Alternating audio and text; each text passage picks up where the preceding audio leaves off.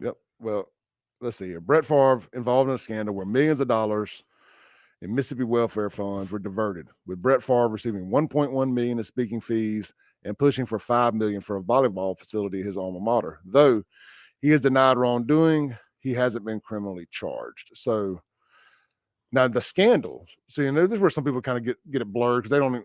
Some people just see Brett Favre's name and they don't read the whole story. The state revealed that at least $77 million in TANF money, that's the welfare money, meant for poor families, was misspent. Brett Favre's role was that Favre received $1.1 million in speaking fees for the events he never attended, which he later repaid, but the state is seeking to recover the interest on that amount. He pushed for $5 million in TANF funds to be used for a volleyball facility at the University of Southern Mississippi, his alma mater, where his daughter plays volleyball. Text messages show Favre urging state officials to secure funding for the facility for a biotechnology startup, Prevacus. That was where there was a medication they were going to do that was supposed to help with people who had concussions, or whatever. Legal actions. The Mississippi Department of Human Services filed a civil suit against Brett Favre and 38 others to recover the misspent funds. Favre has denied wrongdoing and has not been criminally charged.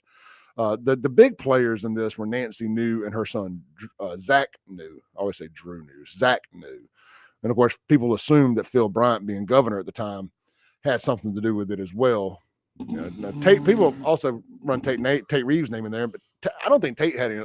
Nobody will ever accuse me of defending Tate. I don't think Tate had anything to do with it. Tate was the lieutenant governor, and this was a Phil Bryant thing, if anybody. So I think people kind of have their timelines a little mixed up when they try to lump Tate in there. But that's just my opinion. So do you know if his daughter's still down there playing volleyball or whatever?